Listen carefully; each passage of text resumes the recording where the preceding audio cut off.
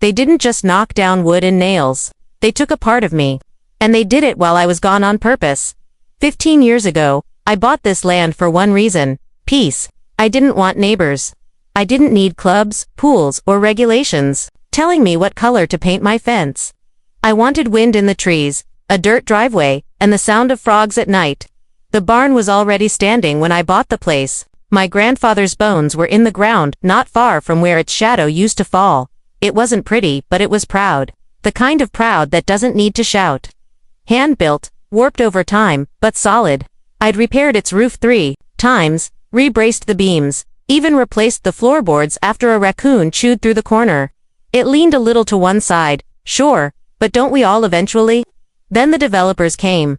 The land across the road, once just wheat and crows, bought by a real estate group with words like lifestyle and executive living in their brochures. Overnight, it seemed, a neighborhood appeared. Cookie-cutter homes in identical shades of gray. Trimmed hedges, artificial lakes, backyard grills. They called it Silver Pines Resort Living. There were no pines. And nothing silver about it. Then came the HOA. Slowly at first. A sign went up. Then came newsletters, rules, and meetings. They invited me once. I declined. Then they said I had to attend. I said no. My property was technically inside their expansion zone, but I'd never signed anything. They didn't like that soon. I started getting letters, notices, photos of my barn stapled to forms. Visual inconsistency, non-compliant structure, potential hazard. I ignored the first few. Then they started arriving twice a week. Certified mail, legalese dripping from every paragraph. I asked around, talked to a neighbor who used to be friendly. He told me they'd voted on a proposal to remove deteriorating structures to increase property values. My barn was on that list. So was I, but I still thought maybe they wouldn't go through with it. Maybe it was just paperwork, bureaucratic chest-thumping. I'd seen it before. They bark loud, but bite soft. I was wrong. On a Wednesday morning, I left for a job site 2 towns over. Welding contract. 4 days of work. I turned off my phone halfway through day 1. Signal was garbage anyway. When I turned it back on that Friday night, I had 12 missed calls. 1 from a sheriff's office. The rest from a number I didn't recognize. No voicemails. And 1 video. It was from Mike, the guy who lives just across the tree line. The one who used to borrow my generator when his power went out. He didn't say anything. Just sent the video. I watched it in the cab of my truck, hands trembling before I even pressed play. First frame, a bulldozer. Second, dust. Third, my barn folding in on itself like paper. I didn't hear the sound.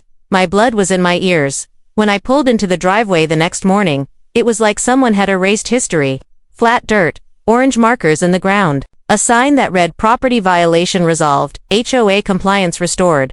I walked around what used to be the foundation. Nothing left but a few broken beams, 1 rusted hinge, and the smell of crushed hay. I didn't speak. I didn't scream. I just stood there for an hour, maybe more. Then I turned and started walking toward the woods. Toward the edge of the land they never looked at. Toward the one part of the property the HOA forgot. Because beneath those trees was something older than any bylaw, something waiting to be opened. The trees don't ask questions. They just stand and listen. I walked deeper into the woods than I had in years. The HOA had never come this far. Too wild, too uneven, too real. They liked their roads straight and their edges trimmed. Out here, the world still bent the way nature intended. Roots breaking through old stone, moss climbing bark like time. Itself was crawling uphill. I knew where I was going. I didn't need a flashlight. It was buried near the old elm. The one with the split trunk and rusted nail halfway up the side. My grandfather hammered that nail in 60 years ago to hang a lantern during floods. The floods used to come every spring, back when the land still breathed like a living thing. He built the channel after the flood of '59, dug it with little more than a shovel, some hired help, and stubborn faith. He carved it underground, using the natural grade of the land to create a gravity-fed overflow tunnel. Back then, it was just about saving the crops, keeping the land dry. But it worked, and it worked so well. The county eventually piped the high pond into it, just a temporary solution, they said. That pond is now their private resort lake. It wasn't meant to be permanent, but nothing ever is. I found the hatch under a layer of wet leaves and pine needles. It was just as I remembered, low, square, covered in rust and forgotten silence. I knelt beside it. My hand hovered over the handle for a moment. Not because I was afraid, but because I was listening, as if the ground still held the heartbeat of the man who built it. The hatch creaked open like something out of a dream. Inside, a short iron ladder disappeared into darkness. I climbed down slowly, boots echoing against stone. The air was damp, earthy. I could smell time down there. I reached the bottom and stood in a narrow passage, barely tall enough to stretch my back. Roots pressed through cracks. Cobwebs clung to the corners. At the far end was the valve. It looked like a ship's wheel, bolted to a thick metal gate. There was no lock. Just age. Decades of stillness. I didn't touch it that night. I just looked at it. I wanted to be sure it was real. That I wasn't just imagining it, that I wasn't making up legends to soften the anger burning inside me. The next night, I came back with tools, gloves, WD-40, a steel brush, and a HEADLAMP. I cleaned every inch of the mechanism. Carefully, patiently. I didn't force it. You don't force old things, you listen to them. You respect them. It took 3 nights to fully free the wheel. On the third, I tested it. Just a fraction of a turn. I heard the groan of metal, then the soft hiss of ancient air being pulled into the channel. I sealed it back, left it untouched. I needed to be sure what I remembered was true, that the channel still ran under the slope, through the basin, and out to the ravine on the south side of my land. I walked the old path during the day, checking the outlets, brushing away debris. It was still there. The slope, the flow, the release. And here's the thing. The HOAS lake doesn't sit entirely on their land. Part of it spills onto the low edge of mine. Just a sliver. Enough for jurisdiction to blur. Enough for that tunnel to mean something again. They didn't know that, but I did. They erased something that mattered to me.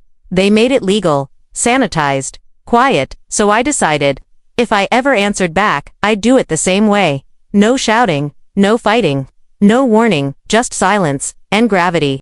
I didn't rush it. Revenge only works if it lingers, if it breathes in the quiet moments and settles into the soil like roots. So I waited, I watched.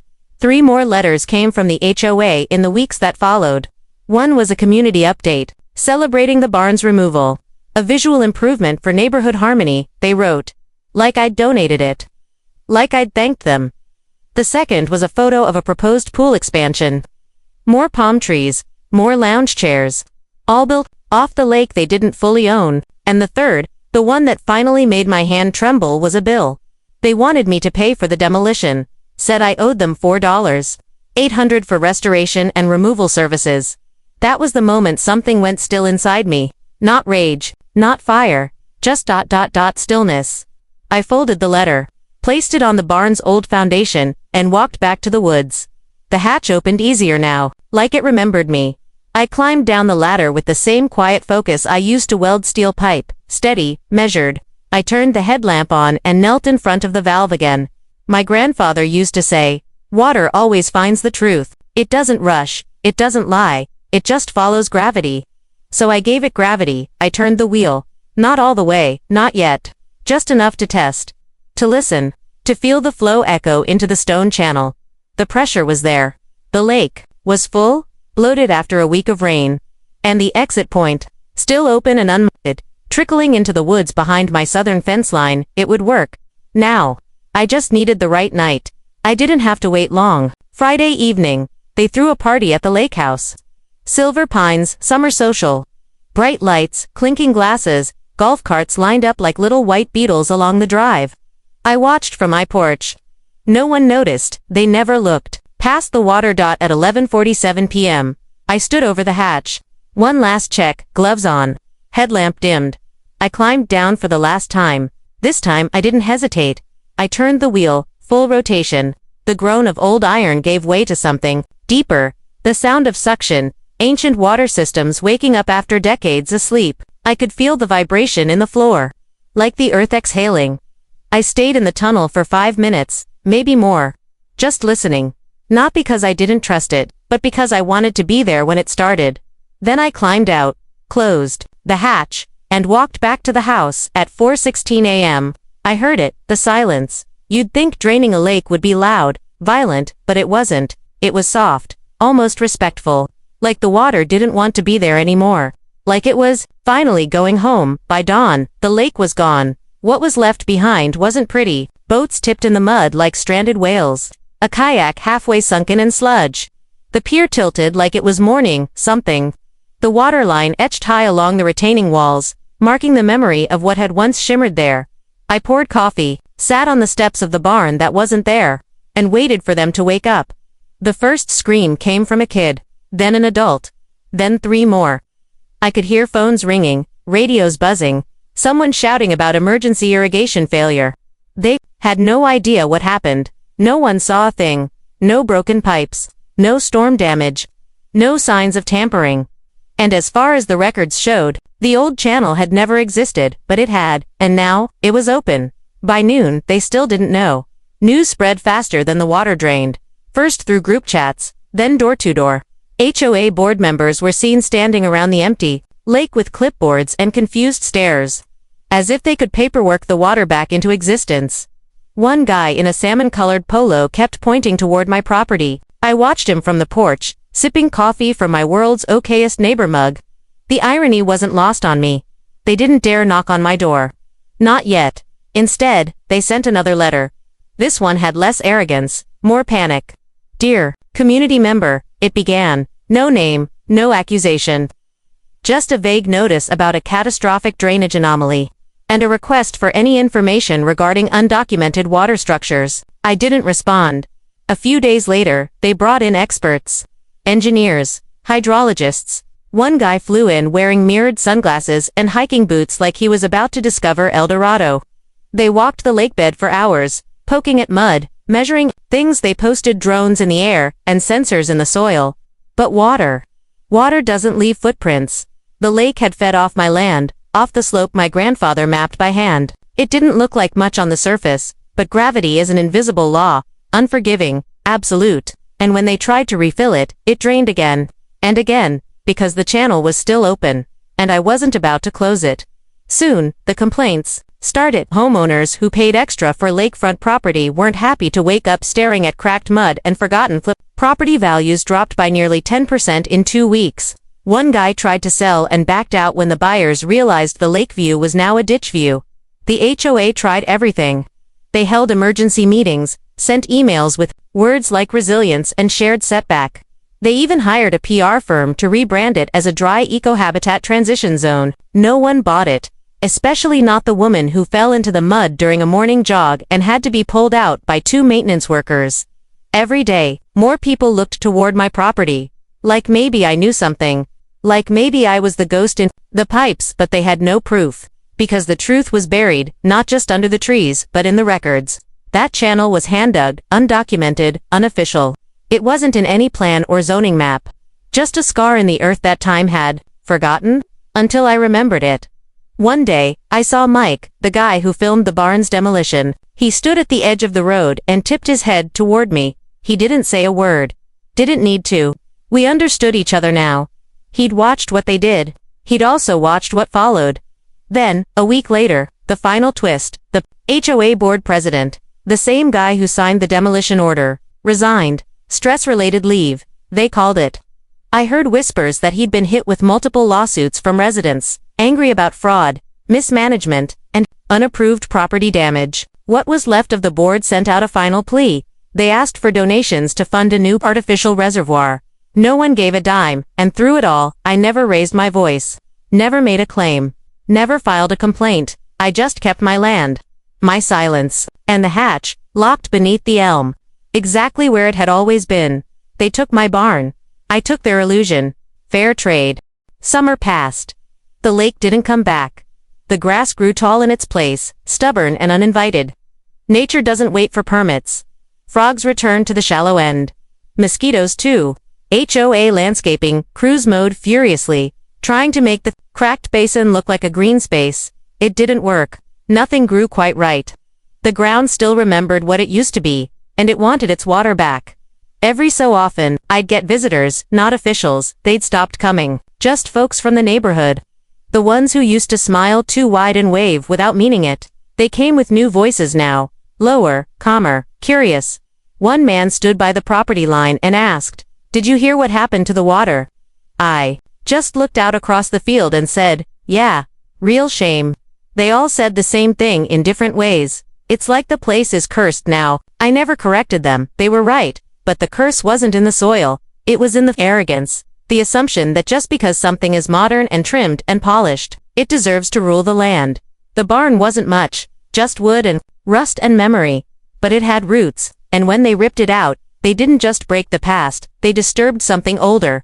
You see, I didn't tell the full story, not yet. My grandfather didn't just build that channel to drain water. He built it because the lake wasn't natural back then. There wasn't a lake. There was a sink, a low spot that flooded every year no matter what. People tried to fill it in, tried to build around it, but every structure built too close. Sunk, cracked, warped, they said the ground was unstable. My grandfather didn't believe in unstable ground. He believed in balance. He found an old map, one drawn by a local tribe long before the town was even founded.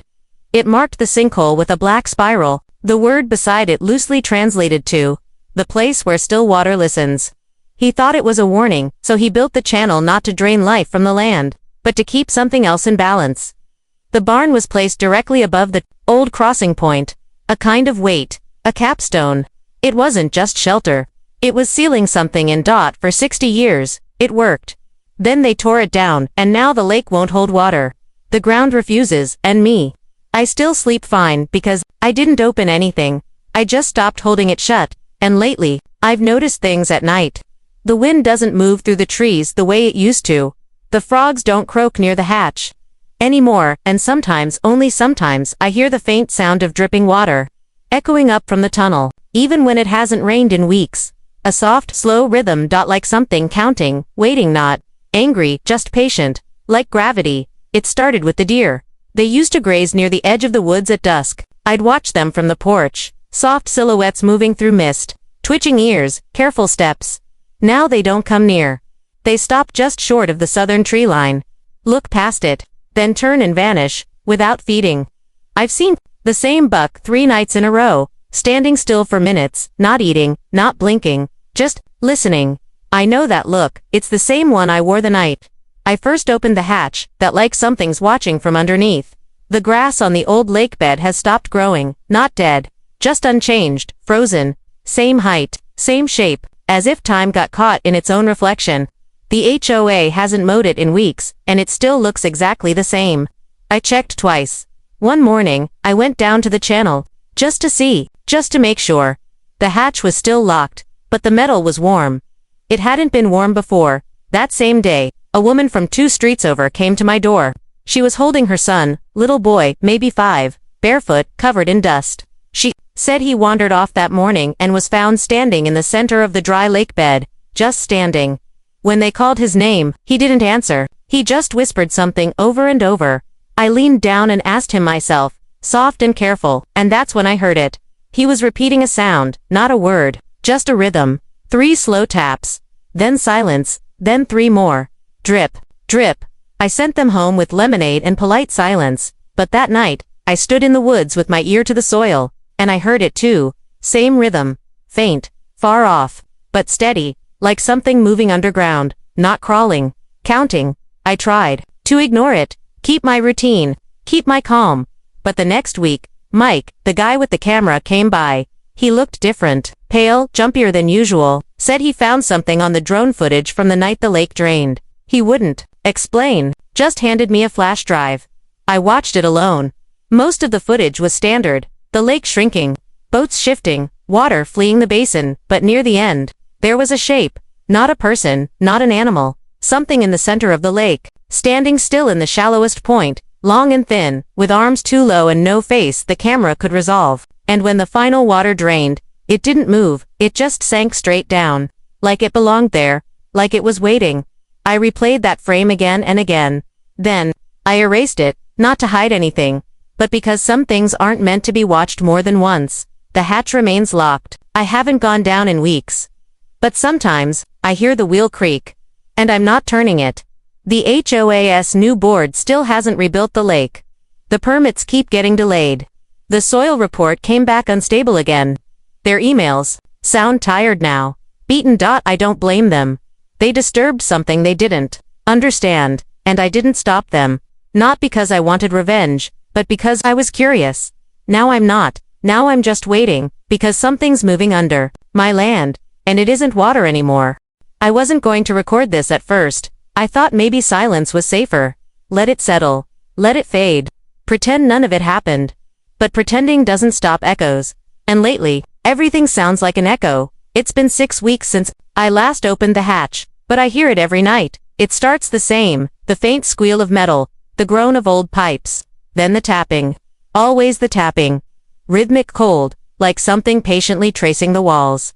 I haven't slept through the night in over a month. I tried sealing the hatch with concrete, poured 3 bags around the base, let it harden. Next morning, it was cracked, not broken, just ... Split right down the center. Like the earth was exhaling. Like it didn't like being covered up. I don't leave the porch much anymore. The woods have changed, quieter somehow, but not peaceful. Even the birds avoid the south side now. No nests, no song, just a stillness that thickens the air. Yesterday, I found something on my back steps. 3 lines drawn into the dust. Not words, not symbols, just lines. Spaced perfectly apart, like claw marks from something that didn't scrape but measured. I erased them an hour later. They were back.